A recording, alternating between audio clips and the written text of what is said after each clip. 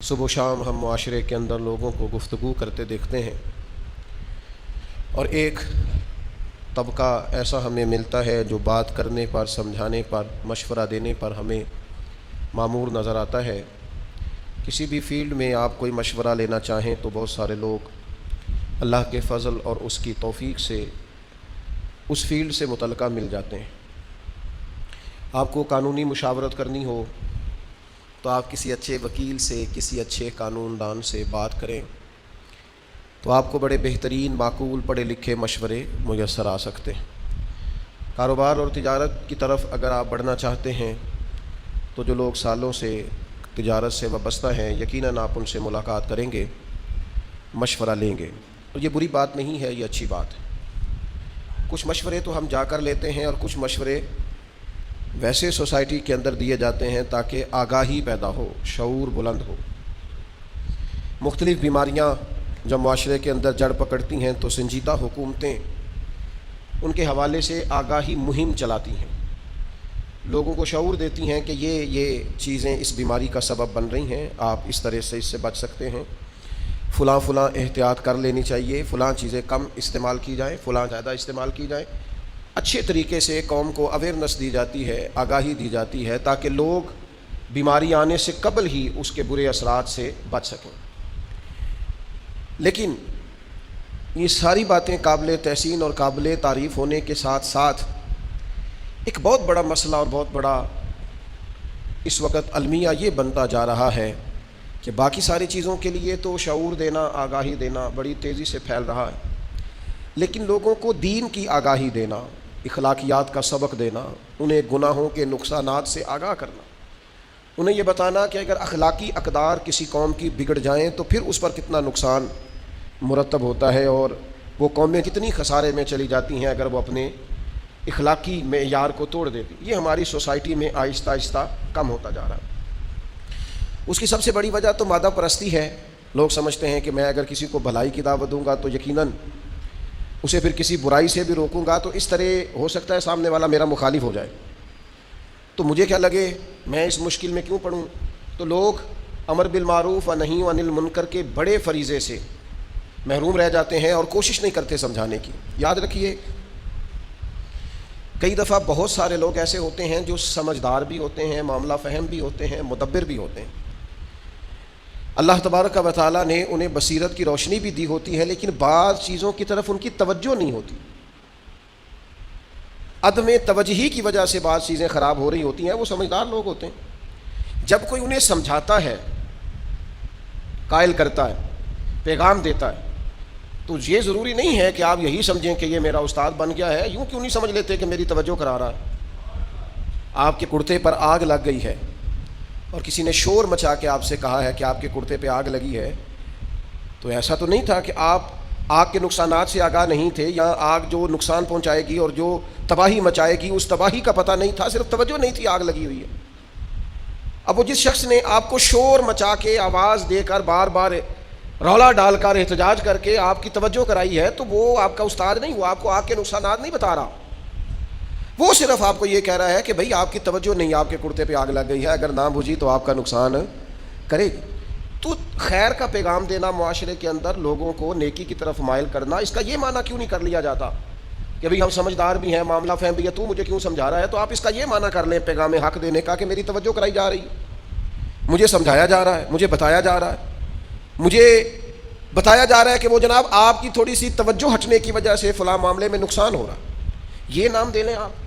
لیکن خیر کا پیغام دینا بھی شروع کریں، اور اگر کوئی پیغام دے تو اسے قبول کرنا بھی شروع کریں۔ خطبہ جمعہ حضرت عمر ہی دیا کرتے تھے اپنے دور خلافت میں، لیکن آپ نے خطاب کیا تو ایک خاتون نے توجہ دلائی کہ حضرت یہ بات آپ نے مہر کے بارے میں اس طرح کی ہے، حالانکہ قرآن مجید میں تو اس کا حکم اس طرح سے ہے۔ تو وہ آیتیں حضرت عمر کی نظر سے گزر چکی تھیں، لیکن کئی دفعہ بندے کی بات کرتے ہوئے توجہ، آپ ایک لفظ بولتے ہیں سبقت لسانی، یعنی گفتگو کرتے آپ کی مفہوم سے آگے آپ کی بات بڑھ گئی، آپ کی زبان آگے نکل گئی، اس کو کہتے ہیں سبقت لسانی، یعنی زبان نے تیزی دکھا دی، جو آپ کہنا چاہ رہے تھے وہ نہیں کہا اور کچھ اور کہہ گئی، آپ اس کو سبقت لسانی بولتے ہیں۔ تو حضرت عمر رضی اللہ تعالیٰ عنہ نے فوری طور پر اس کو قبول کیا، اور قبول بھی بڑے حسین لفظوں میں کیا، دلیر بڑے تھے نا حضرت عمر، تو کسی بات کو بھی لیتے تھے تو کشادہ سینے کے ساتھ لیتے تھے، فرمانے لگے دیکھ لو بھائی ایک مرد نے خطا کی ہے اور ایک عورت ٹھیک کہہ رہی ہے. ایک مرد سے غلطی ہو گئی اور ایک عورت نے درست کہا. تو میرے عزیز اچھی بات کہہ دینا خیر. اچھا کچھ لوگوں کو بخار بھی چڑھ جاتا ہے تقریر کرنے کا, وہ بھی درست نہیں ہوتا. وہ ہر وقت ہی مطلب وہ اس چکر میں پڑ جاتے ہیں کہ میں بہت بڑا دائی ہوں, یہ انداز بھی درست. آپ معتدل اور معقول انداز میں پیغام دیں. یعنی اگر آپ کے ذہن کو بات چڑھ گئی ہے نا کہ میں بڑا سیاںا ہوں, تو پھر تو آپ خود قابل علاج ہیں, پھر تو آپ کو خود تربیت کی ضرورت ہے. ایک ہوتا ہے خطیب بننا, مقرر بننا, واعظ بننا, ایک ہوتا ہے دین کا دائی بننا. وہ جو دائی ہوتا ہے نا دین کا, اس کا کام تو دعوت دینا ہے. اس کو کوئی نیا نقطہ دے کر دھاد نہیں لینی قوم سے, اسے اپنی خطابت کے جوہر دکھا کر اپنی ویلیو مارکیٹ میں بلند نہیں کرنی, بلکہ اس شخص کو دین کی طرف لوگوں کو بلانا ہے. تو وہ کیا کرتا ہے, وہ گھائل نہیں کرتا, وہ مائل کرتا ہے. وہ چیر کر پھاڑ کر سینے اور کلیجے کو چاک کر کے آپریشن نہیں کرتا, بلکہ وہ قائل کر دیتا ہے کہ تیرا علاج بالغذائی کر دیتے ہیں, تجھے تھوڑا سبق پڑھا دیتے ہیں, یہ کھا لیا کر, یہ چھوڑ دیا کر, اس وقت سو جایا کر, اتنی تیرا علاج تھوڑی تیری تربیت کے ساتھ کر دیتے ہیں. اور اس بات کو پسند بڑا کیا ہے کہ آپ دعوت دین دیں, آپ پیغام حق دیں, آپ معاشرے کے اندر وہ بولی بولیں جس بولی سے لوگوں کا ذہن مائل ہو دین کی طرف. آپ وہ توجہ لوگوں کی توجہ کرائیں کہ جو مائل ہو. یعنی کسی نے سفید لباس پہن کے داڑھی رکھ لی ہے تو آپ اس کو شاباشی دیں کہ یار کیا خوبصورت انداز ہے. آپ کا یہ کہنا اس شخص کو, کسی کو مسجد آتا جاتا دیکھیں تو پذیرائی کریں اس کی. لیکن کسی جگہ آپ کسی شخص کو دیکھیں کہ اس نے اپنے منہ سے کوئی غلط لفظ نکالا ہے, تو آپ اسے تنہائی میں سمجھائیں کہ تیری شخصیت کے ساتھ اس جملے نے میچ نہیں کیا. میں اللہ تعالیٰ مجھے معاف فرمائے سمجھانے کے لیے عرض کرتا ہوں, ایک دوست سے کچھ شناسائی ہو گئی, وہ انسپیکٹر تھے. ایک دفعہ انہوں نے, ہم اس علاقے میں گئے ہوئے تھے, تو انہوں نے دعوت دی کہ آپ چائے پی لیں. تو جیسے ہی ہم پہنچے تو وہ دروازے پہ تھے, تو سگریٹ لگایا ہوا تھا. اب وہ BBA اس نوجوان کی تعلیم ہے, اللہ نے اعزاز دیا ہے, پرسنالٹی بڑی اچھی ہے, عمدہ ہے, سنجیدہ ہے, اور مزید محنت کر رہے ہیں, آگے بڑھنے کا ارادہ ہے, اگلی منزلوں کے مسافر. تو وہ جیسے ہی میں نے ان سے ملاقات کی, بغل گیر ہوئے, خیر میری طرف دیکھے سگریٹ تو انہوں نے پھینک دیا, تو میں نے کوئی زیادہ بات نہیں کی. تو جب بغل گیر ہوئے تو میں نے ان کے کان میں کہا, یار ساری باتیں اپنی جگہ پر یہ سگریٹ آپ کی پرسنالٹی سے میچ نہیں کیا. یعنی جو آپ کی شخصیت کی خد و خال میرے ذہن میں ہے نا, اس پہ نا یہ جو 2 انگلیوں میں سگریٹ تھا نا, یہ میچ نہیں کیا. یعنی کوئی تب بھی نہیں گل ہے, نہیں کوئی مزہ نہیں آیا. آپ مطلب BBA کیا ہوا ہے, یہاں کوئی قلم ہوتا تو ذرا رنگ تھوڑا سا نا ڈیسنٹ قسم کا ہونا تھا, ذرا انداز تھوڑا سا نا خوبصورت ہوتا, مزہ آتا. اور آپ کے پاس کوئی قانون کی کتاب آپ کے ہاتھ میں ہوتی تو کیا خوبصورت لگتے آپ اپنی شخصیت کے خد و خال کے, کیسا خوبصورت اللہ نے آپ کو نوازا ہے. وہ اتنے سے لفظ, اور وہ بھی شاید 2-4 جملے, زیادہ نہیں. چائے پی بیٹھے رہے, بات ہو گئی, ختم ہو گئی, زمانہ گزر گیا. 4-5 سال کے بعد دوبارہ ملاقات ہوئی, کسی موقع پر جمع ہوئے, باتیں ہوتی رہیں, اٹھنے لگے تو کہنے لگے کوئی نصیحت ہی کر دیں.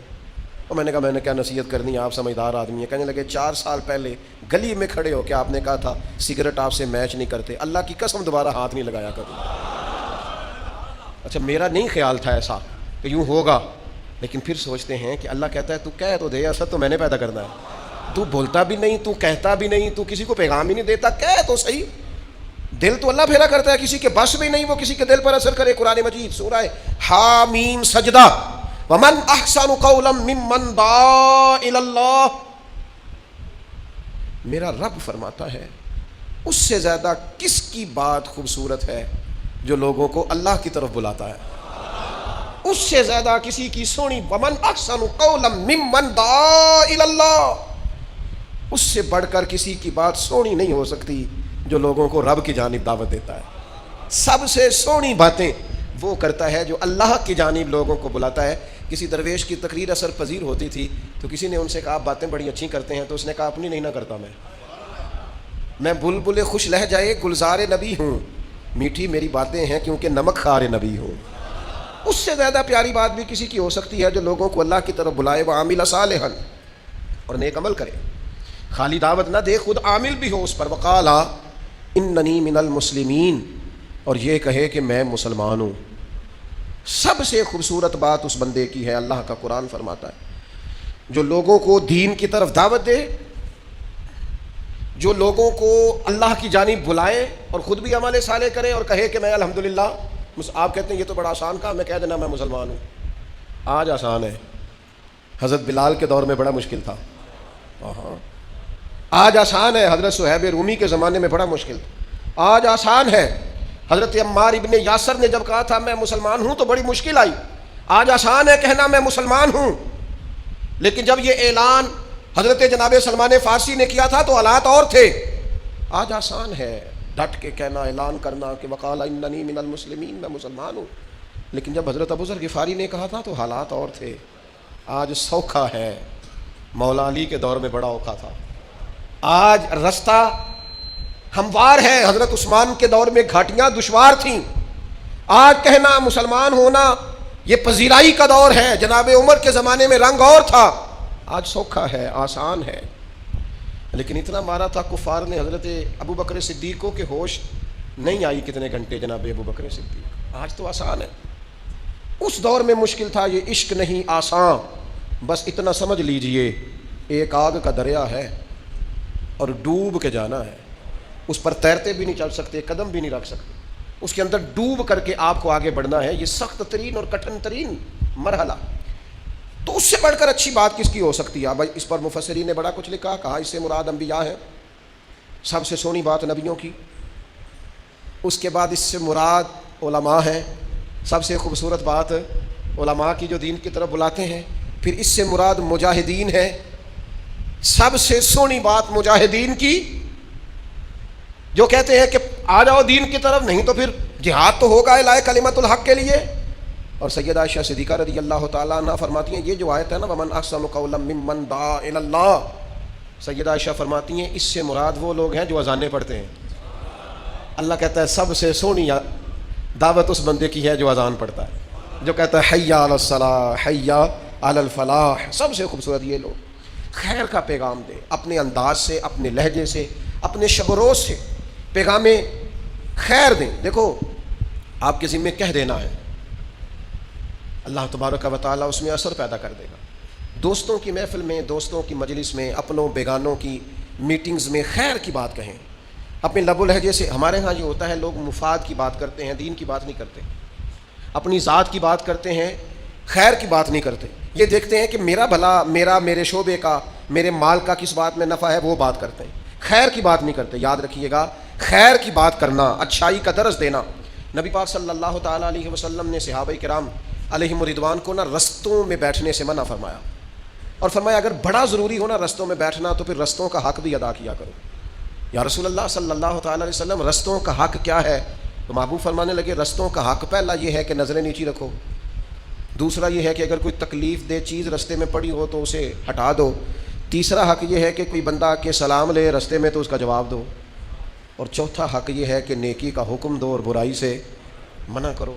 تم لوگوں کو خیر کا، اگر رستے میں بیٹھے ہو تو پھر تم اس کا حق ادا کرو، پھر آنے جانے والوں کو دین کی بات بتاؤ، پھر ملنے والوں سے پیغام دین دو. پھر تمہاری طبیعت اس طرح کی ہو کہ تم قائل کر سکو، تھوڑی تھوڑی لوگوں کی توجہ کراؤ، کہو یار یہ انداز ٹھیک نہیں، یہ لہجہ ٹھیک نہیں، یہ تیرا چلنا ٹھیک نہیں، تیرا اس طرح سے رستے میں موٹر سائیکل کھڑی کر کے اور رستے کو بند کر کے چلے جانا یہ ٹھیک نہیں ہے، یہ تیرا انداز گفتگو کا، اونچی آواز میں بولنے کا، یہاں ارد گرد بہنیں بیٹیاں بھی بستی ہیں، یہ تیرا طرز ٹھیک نہایت اچھائی کے ساتھ، نہایت خلوص کے ساتھ، نہایت محبت کے ساتھ، قائل کرنے کے انداز میں، سمجھانے کے انداز میں، تعلیم کے انداز میں لوگوں کو تھوڑی توجہ دلائی جائے. رستوں میں اگر بیٹھنا ضروری ہو، ہمارے ہاں کیا ہوتا ہے، اب تو خیر وہ رواج نہیں، کبھی دیہاتوں میں لوگ رستوں میں بیٹھتے تھے تو آنے جانے والے کو تبلیغ تو نہیں کرتے تھے، البتہ آنے جانے والے پہ تبصرہ ضرور کرتے تھے، اس پر گفتگو ضرور کرتے تھے، اس کی کمزوریوں کو بھی معاذ اللہ ڈسکس کر لیتے تھے. حالانکہ حق یہ ہے کہ آنے جانے والے کو دین کی تبلیغ کی جائے. دوسری روایت سنیے، یہ بھی بخاری میں موجود ہے. نبی پاک صلی اللہ تعالیٰ علیہ وسلم نے فرمایا انسان کی جو آزمائش ہے وہ اس کے اہل و عیال میں ہے، اس کے مال میں ہے اور اس کے پڑوسیوں میں ہے. یہ تین چیزیں اس کی آزمائش ہیں. اس کے مال کے بارے میں بھی قیامت میں سوال ہوگا، کہاں سے کمایا، کہاں خرچ کیا. اولاد کی تربیت کیسی کی، بہت بڑی آزمائش ہے، صبح قیامت اس کے لیے سوال ہوگا. بالکل جو لوگ پڑوس میں رہتے ہیں جن کو ہم سایہ کہتے ہیں، ہم اس کا کیا مطلب ہوتا ہے؟ ایک سائے میں رہنے والے. یہ کون ہے؟ یہ میرا، ہم دونوں ایک سائے میں رہتے ہیں. تو ہمسایوں کے بارے میں قیامت میں یہ تھوڑا سا الگ الگ لکھ کے دیکھیے گا کبھی اپنے کاغذ قلم سے. ہم الگ لکھے اور سایہ، اس کا معنی کیا بنتا ہے؟ اکٹھے سائے میں رہنے والے. اچھا دور دوستی ہوگی، ہمسائے سے اختلاف ہوگا. تو نبی پاک علیہ السلام نے فرمایا تین چیزوں میں آزمائش ہے، مال میں، اولاد میں اور ہمسائے میں. پھر خود ہی کریم نے مہربانی فرمائی، فرمایا تمہیں بتاؤں ازالہ کیسے ہو سکتا ہے، اس آزمائش سے نکلا کیسے جا سکتا ہے. اس آزمائش سے بری و ذمہ ہونے کا طریقہ کیا ہے؟ تو حضور علیہ الصلوۃ والسلام فرمانے لگے اس کا ازالہ نماز ہے، اس کا ازالہ خیرات و صدقات ہے، اور فرمایا اس کا ازالہ یہ ہے کہ اچھی بات کا حکم دو اور بری بات سے منع کرو۔ اگر تم یہ کام کرتے ہو تو پھر یہ آزمائش نہیں رہے گی، پھر تم اس آزمائش سے نکل جاؤ گے۔ دے نا پیغام اپنے بچوں کو نیکی کا، دے اپنے ہمسایوں کو نیکی کا میسج، دے آپ ان لوگوں کو پیغام جو دور بیٹھے۔ میں بڑی دیر سے اس بات پر غور کرتا ہوں کہ ہماری تبلیغ بہت ساری جگہوں پہ پہنچی نہیں۔ ہم نے بہت ساری جگہوں پہ پیغام دین دیا، ڈھیر سارے لوگ ہیں جن تک پیغام نہیں پہنچ سکا۔ ہمارا دعویٰ ہوتا او اتنا بڑا جلسہ ہوا تو یہ تو روٹین میں محفلوں میں آنے والے لوگ ہیں، انقلاب کیا آیا؟ دعویٰ ہوتا ہے ہمارا کہ جناب کمال ہو گئی، وہ دیکھو کہاں تک بڑے بڑے ادارے قائم ہو گئے، ہمارا دعویٰ ہوتا ہے۔ پر سوال یہ ہے کہ ابھی تو لاکھوں کروڑوں لوگ ایسے ہیں جن تک دین کا پیغام پہنچا ہی نہیں۔ آپ دیکھ لیں ڈھیر ساری فیملیز ہیں جو پوش علاقوں میں شفٹ ہو گئی ہیں، ان کے بچوں کا کتنا آنا جانا ہے مسجدوں میں، غور کر کے دیکھ لیں۔ اب یہ تنقید کرنا، مجھے ایک صاحب کہنے لگے کہ ایک پوش ایریے میں نے قربانی کا منظر یہ دیکھا ہے کہ وہ جانور گھر نہیں لاتے، وہ سمجھتے ہیں کہ یہ کہاں رکھیں گے، کیا کریں گے، اور قربانی بھی کرنی ہے۔ تو صاحب کہنے لگے کہ گوشت تو ہم نے ویسے ہی ہفتہ وار لگوایا ہوا ہے، کسائی دے جاتا ہے، تو ہم نے یہ کیا کہ اپنے ملازموں کو پیسے دے دیے، یہ پیسے لے لو ہماری طرف سے، بکرا خریدنا اور اپنے گاؤں میں ذبح کر لینا، ہماری قربانی ہو جائے گی۔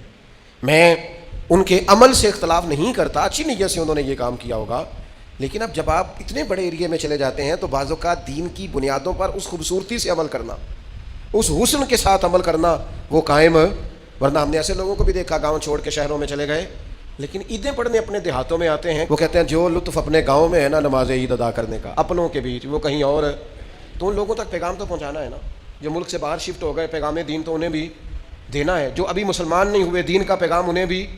کتنا بڑا فریضہ ہے تبلیغ کرنا، کتنا اہم کام ہے لوگوں کو دعوت خیر دینا، اور یہاں لوگ اس اہم کام سے غافل ہیں۔ اب جو تقریریں ہمارے ہاں ہوتی ہیں نا، جو کانوں کی لذت کے لیے خطاب ہم سنتے ہیں، وہ تو داد امداد کے مسئلے ہیں میرے بھائی، وہ تو ہو مجھے مزہ نہیں آیا، اونچا سبحان اللہ کہو گے تو بات چلے گی، تو میں نکتہ دینے لگا ہوں، تو میں کئی دفعہ تو اسٹیج پہ بیٹھے ہوتے ہیں تو ڈر آتا ہے، نقیب محفل گھوم کے ادھر چلا جاتا ہے، پھر گھوم کے ادھر آ جاتا ہے، کیوں ہونے لگا کہ اندر ذرا تگڑے ہو جو میں جملہ دینے لگا، تو مطلب وہ میرے جیسا دیسی آدمی تو سمجھتا ہے پتہ نہیں جملہ دینے لگا ہے کہ بام جلانے لگا ہے۔ بھائی جو بات کرنی ہے تو کر دے، مہربانی کر، جملہ دے۔ جملہ کیا ہوتا ہے؟ آپ کیوں جملے تراشتے ہیں؟ آپ نے آیتیں ساری سنا لی ہیں قوم کو، کیوں ضرورت پڑ گئی آپ کو جملہ تراشنے کی؟ آپ نے حدیث ساری سنا لی قوم کو، اقوال اصحاب سے آپ نے آگاہ کر لیا ہے امت کو، کیوں ضرورت پڑی آپ کو جملے تراشنے؟ جملے نہ تراشیں آپ کتاب و سنت کی روشنی میں اللہ کے بندوں سے گفتگو کریں، لوگوں کو پیغام میں دین دیا جائے، دعوت خیر دی جائے اچھے طریقے سے، اچھے اسلوب سے، اور قائل کیا جائے کہ یار یہ خیر ہے، یہ شر ہے، تھوڑا سمجھایا جائے، تھوڑا بتایا جائے۔ کتنے بڑے پوسٹر لگتے ہیں ڈینگی سے بچاؤ کے لیے، ملیریا سے بچاؤ کے لیے، فلاں فلاں۔ او میرے بھائی تھوڑا سا تو آپ کو کام کرنا چاہیے گناہوں کی بیماری سے بچاؤ کے لیے۔ یہاں تو گناہ نفسیات پہ سوار ہو گئے، لوگوں کی ذہنی سطح اس طرح کی کر دی گئی ہے کہ معاذ اللہ گناہ کرنا، گناہ کے قریب جانا آسان ہوتا جا رہا ہے، اپنے قوم کا اخلاقی دیوالیہ نکال رہے لوگ۔ تو کچھ تھوڑی خیر کی جائے۔ آپ انداز دیکھیے رسول پاک صلی اللہ تعالیٰ علیہ وسلم کے سمجھانے کا۔ میں کبھی کبھی سوچتا ہوں کہ جتنے لوگ نفسیات پہ ریسرچ کرتے ہیں وہ سارے کبھی چھوڑ جائیں نا اور صرف مدینے والے محبوب کی حدیثیں پڑھیں۔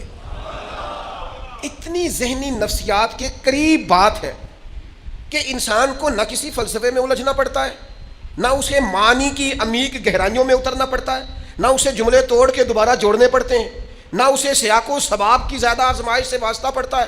سیدھی سیدھی بات، اور سیدھی سیدھی جا کے ٹکراتی نہیں، چھوتی نہیں، غلام کے دل میں بیٹھ ہی جاتی ہے، ایسے جیسے جگہ لے لی ہے اور ایسے جیسے پہلے سے گنجائش بنی ہوئی تھی محبوب کی بات کے لیے، وہ سیدھی جگہ پکڑتی ہے۔ حضرت ابو ذر رضی اللہ تعالیٰ عنہ بیان کرتے ہیں کہ کچھ غرباء نے آ کے عرض کیا، ضعیف کمزور مالی طور پر کمزور لوگوں نے، کہ یا رسول اللہ صلی اللہ تعالیٰ علیہ وسلم امیر لوگ تو ثواب سارا لوٹ کے لے گئے، یا رسول اللہ صلی اللہ تعالیٰ علیہ وسلم نماز تو ہم بھی ان کی طرح پڑھتے ہیں، روزہ رکھتے ہیں، پر وہ اپنے زائد مال سے صدقہ کر کے ہم سے آگے گزر جاتے، تو وہ تو آگے گزر گئے۔ تو کہتے ہیں حضور سید عالم علیہ السلام نے بات سنی تو حضور تو موتی رولنے لگے حکمت کے، کریم فرمانے لگے تمہارا کیا خیال ہے، تم پیچھے رہ گئے ہو صدقے میں؟ حضور فرمانے لگے تمہارے لیے بھی صدقہ ہے، ہر چیز صدقہ ہے۔ یا رسول اللہ کیا کیا؟ فرمایا تسبیح پڑھنا بھی صدقہ، تکبیر کہنا بھی صدقہ، تعریف کرنا بھی، کیا مطلب، سبحان اللہ کہنا بھی صدقہ، اللہ اکبر کہنا بھی صدقہ، لا الہ الا اللہ پڑھنا بھی صدقہ، الحمدللہ کہنا بھی صدقہ، اور حضور فرمانے لگے نیکی کا پیغام دینا بھی صدقہ، گناہ سے منع کرنا بھی صدقہ۔ تو لو نا ہر وقت لوگوں کو پیغام دین دو۔ تھوڑا سا نا کسی کام کے لیے بھی انسان کو نا تھوڑی مشقت کرنی پڑتی ہے، کوئی بھی دنیا کا آپ کام، یہ واعظ و نصیحت ہے، ممبر پر بیٹھنا ہے، بہت سارے لوگوں سے کہتے ہیں آپ بات کریں، کہتے ہیں جھجک بڑی آتی ہے، تو میں کہتا ہوں ٹھیک بھی ہو جائے گی وقت کے ساتھ، آہستہ آہستہ جھجک بھی اتر جائے گی۔ آپ لوگوں کو تھوڑا تھوڑا توجہ تو دلائیں، تھوڑا قائل تو کریں، تھوڑی طبیعت تو لوگوں کی مائل کریں۔ کہہ دیتے ہیں کئی دوست، اور وہ جو کہتے ہیں وہ حق پر ہوتے ہیں، یہ آپ نے اس نوجوان سے تکبیر کہلا دیا، ایک تو اس نے پینٹ پہنی ہوئی ہے، اوپر سے داڑھی چھوٹی ہے، اور اوپر سے سر بھی اس کا ننگا ہے، تو اس سے آپ نے اقامت کہلوا لی ہے، بڑا غلط کیا۔ تو میں کہتا ہوں اسے شروع تو کرنے دو، آنے تو دو نا، تدریجاً ساری چیزیں ٹھیک۔ نبی پاک علیہ السلام تدریجاً دین بتانے کا حکم دیتے تھے۔ تدریج مشکل لفظ ہے، حدیث پاک سناؤں گا تو آپ کو آسان لگے گا، تدریج کے ساتھ، یکدم نہیں، تدریج سے۔ نبی پاک علیہ السلام نے صحابہ کو بھیجا، فرمایا جب تم جاؤ گے نا پیغام دین دینے غیر مسلموں کے پاس، تو سب سے پہلے صرف انہیں توحید کی بات کرنا، انہیں کہنا اللہ پر ایمان لائیں، رسول اللہ پر ایمان لائیں صلی اللہ علیہ۔ فرمایا جب وہ یہ مان لینا تو پھر انہیں کہنا نماز پڑھو۔ کوئی نہیں سمجھ آئی آپ کو؟ نماز فرض ہے نا دین میں، لیکن جاتے ہی نماز کی بات نہ کرنا، پہلے کہنا کلمہ پڑھیں، مسلمان ہو جائیں تو آپ کہنا نماز پڑھیں، اور فرمایا جب نماز کی عادی ہو جائیں تو پھر زکوٰۃ کی بات کرنا، اور فرمایا جب وہ زکوٰۃ دینے لگے اور تمہیں کہیں کہ یہ مال ہے، بکریوں میں اور اونٹوں میں اور جانوروں میں اکثر زکوٰۃ لی جاتی تھی، تو حضور فرمانے لگے زکوٰۃ لینے جاتا تو ان کا عمدہ مال نہ نکال کے لے آنا، حالانکہ بہترین مال خرچ کرنے کا حکم ہے نا۔ اس تدریج میں مرتب کر کے آہستہ آہستہ لوگوں تک دین پہنچانا۔ فرمایا بہت شاندار ان کی بکریاں جانور نہ لے آنا، تو مکس مال لے آنا، اور انہیں کہنا کہ یہ وہ ہے جو ہم امیروں سے لے کے غریبوں کو دیں گے، اور حضور فرمانے لگے یہ خیال رکھنا کہ کہیں ان کا کوئی حق نہ ضائع ہو جائے، خیال کرو۔ ایک تدریج کے ساتھ، ایک حکمت کے ساتھ، ایک دانائی کے ساتھ لوگوں کو دین۔ حضرت طفیل بن عمر دوسی رضی اللہ تعالیٰ عنہ، قبیلہ دوس کے ایک معزز آدمی تھے، انہوں نے کلمہ پڑھا، عرض کی حضور میری کو ڈیوٹی، فرمایا تم نے اپنے ہی قبیلے کو دعوت دین دینی ہے۔ وہ تشریف لے گئے، کچھ دنوں کے بعد بڑے غصے میں آئے، کہا یا رسول اللہ میں نے بڑی کوشش کیا، وہ نہیں مانتے، ایک بندہ بھی بات ماننے کو، آپ کریں دعا وہ سارے تباہ ہو جائیں۔ رسول پاک علیہ الصلوۃ والسلام کو اللہ تعالیٰ نے وہ بردباری دی تھی کہ کئی دفعہ نا جب حضور اس طرح مسکراتے ہیں، اور ہم کتابوں میں پڑھتے ہیں نا کہ نبی کریم تسلی دہی، پیار کیا اور پھر حضور مسکرائے، اوہ تو دل کرتا ہے اس مسکراہٹ پر بندہ جان قربان کر دے، محبوب زیر لب مسکرائے، اور حضور نے فرمایا چلو ٹھیک ہے، اگر تمہیں ناراض کیا تو کر دیتے ہیں دعا ان کے لیے۔ تو کریم نے ہاتھ اٹھا کے دعا کی، کہا اے اللہ طفیل بن عمر کے قبیلے والوں کو ہدایت عطا فرما دے، مہربانی کر ہدایت دے دے۔ حضور نے دعا دی، اور پھر فرمایا آپ نہ واپس جائیں، پھر سے تبلیغ کریں، انہیں پیغام دیں، اور ساتھ رسول کریم نے فرمایا بات ان کے ساتھ نرمی سے کرنا، بات ان کے ساتھ لہجہ نرم رکھنا۔ حضرت طفیل بن عمر کہتے ہیں میں واپس آ گیا اپنے قبیلے کے پاس، میں نے انہیں دعوت دی دوبارہ سے، اب تو کمال ہی ہوگا، میں جدھر جدھر جاتا مجھے اللہ خیر ہی عطا فرماتا۔ 7 ہجری میں حضرت طفیل بن عمر واپس آئے، اور 70 بندے ساتھ تھے، اور 70 قبیلوں 70 خاندانوں کے لوگ تھے۔ اللہ نے اتنے گھروں کو کلمہ پڑھنے کی توفیق عطا فرمائی۔ ہمارے ہاں نا کچھ لوگوں کو اگر دعوت دین دینی پڑے تو ان کا لہجہ اتنا سخت ہوتا ہے کہ بلیڈ اتنے زخم نہیں کرتا، ان کے اگر کوئی بندہ قابو آ گیا نا مطلب تو پھر تو وہ دعوت دین دینے کے نام پر نا اس طرح کا لہجہ اختیار کرتے ہیں جیسے مطلب اللہ خیر کرے سب سے بڑی ولی اللہ اس وقت یہی ہے، آپ دعوت دیں اور لہجہ۔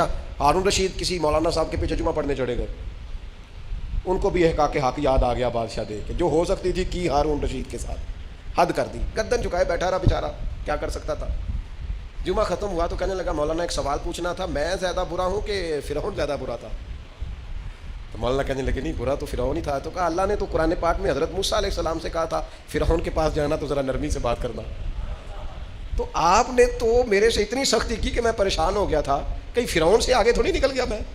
تو مولانا کہنے لگے نہیں وہ بس وہ بات کرتے ہو گئی، تو فرمانے لگے چلیں تھوڑا ہاتھ ہولا کر لیں، میں اتنا برا تو نہیں جتنے فرعون اور نمرود تھے، تھوڑی مہربانی کریں، تھوڑی سی نرمی کا حقدار میں بھی ہوں، میرے ساتھ بھی تھوڑا سا آپ پیار کر لیں۔ لیکن وہ چونکہ مائع کا ہاتھ میں ہوتا ہے، اور مقصود یہ ہوتا ہے کہ تھوڑا سا نا زور لگانا چاہیے، تھوڑی شدت ہونی چاہیے، اور بعض لوگ جو بات بالکل بھی نرم کرنے والی ہوتی ہے اسے بھی اتنے جوش سے کرتے ہیں کہ بندہ پریشان ہو جاتا ہے کہ بھی اس جملے پہ اتنا زور لگانے کی کیا ضرورت ہے. آپ یہ بات آہستہ بھی کر لیتے تو بڑی آسانی سے سمجھ میں آ سکتی تھی. دانائی کے ساتھ پیغام دین دیں, ضرور اپنے ساتھ والے کو پیغام دیں. یار یہ بڑی تکلیف دہ بات نہیں کہ آپ کسی کو سمجھا رہے ہیں اور اسے کہہ رہے ہیں تیری 40 سال عمر ہوگی تینوں نماز پڑھنی نہیں آئی, تو پھر جس 80 اور 90 سال کے بندے کو نبی پاک دین کا پیغام دے رہے تو اسے کہہ دینا چاہیے تھا کہ 90 سال ہو گئے تجھے آج تک عقل ہی نہیں آئی. کہا جا سکتا ہے معاذ اللہ. کیا بات کرتے ہیں آپ. یہ تو یار جو ہمارا گاہک بن کے دکان پہ آ جائے اس کے ساتھ تو کڑوے نہیں بولتے کہ دکانداری خراب نہ ہو جائے, تو جو دین سیکھنا ہے اس کے ساتھ کڑوے بولتے ہو تاکہ اخلاقی اقدار کا جنازہ نکل جائے. اس لیے ایک تو کوشش کریں لوگوں کو پیغام حق دینے, اور دوسرا پھر اس کا جو خوبصورت ترین اسلوب ہے, بہترین پیرایا, اس خوبصورت پیرائے کے اندر لوگوں کو دعوت دین دیں. یہ نہایت ضروری کام ہے, نہایت اہم مسئلہ ہے. اپنی اپنی جگہ مبلغ بن جائیں اور کوشش کریں کہ لوگوں کو بڑے دھیمے, اور کسی کو بھی کسی کے سامنے نصیحت نہیں کرنی. حضور نے فرمایا جس نے لوگوں کو بھائیوں کے بیچ نصیحت کی اس نے اسے ذلیل کیا ہے. اکیلے میں نصیحت کریں, تنہائی میں سمجھائیں, اور اس میں بھی عاجزانہ لہجہ اختیار کریں. کسی شخص کے ساتھ دینی ماحول کے اندر اپنے لہجے میں کڑواہٹ پیدا کرنا یہ درست نہیں ہے. اللہ تعالیٰ امت میں ایسے مبلغ پیدا کرے کہ وہ دین کی دعوت اتنے خیر کے ساتھ دیں کہ پھر سے ایک دفعہ دین کی روشنی چار دانگے عالم میں پوری آب و تاب سے نظر آئے.